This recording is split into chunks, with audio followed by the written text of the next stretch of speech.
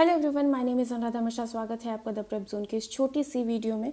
तो आज की वीडियो में क्यों बना रही हूँ, देखो हुआ क्या कि कल जो हमारी द प्रेप जोन का इंस्टा पेज है उस पर हमने एक क्वेश्चन डाला था जो कि आपके सामने दिख रहा होगा स्क्रीन पर।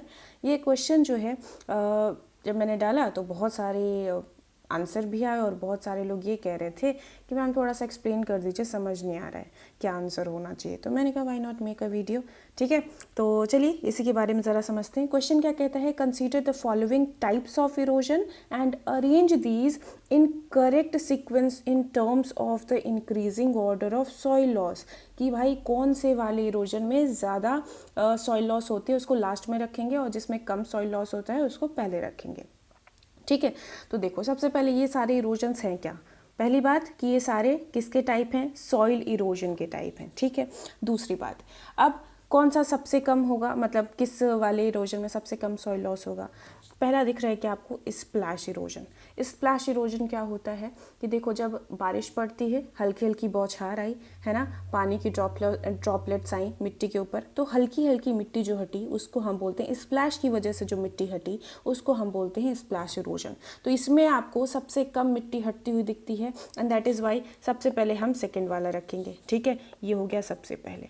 उसके बाद क्या होगा, उसके बाद जब वही बौछार थोड़ी और तेज़ हो गई तो फिर जो हमारी टॉप सॉइल होती है, पूरी हमारी जो टॉप सॉइल है उसकी एक थिन लेयर हट जाती है। जैसे बारिश में आप देखते होंगे थोड़ी सी ज़्यादा बारिश हो गई तो मिट्टी की जो ऊपर वाली लेयर होती है, पतली सी एक लेयर, वो हट जाती है। उसको हम क्या बोलते हैं, शीट इरोजन बोलते हैं। ओके जी, ये भी हो गया।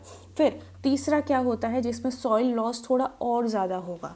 तो आपने देखा होगा कभी खेतों में या कभी बारिश ही हो रही है तो मिट्टी में से क्या होती है, ऐसे स्मॉल चैनल्स लाइक स्ट्रक्चर आपको देखने को मिलता है, ऐसे ऐसे।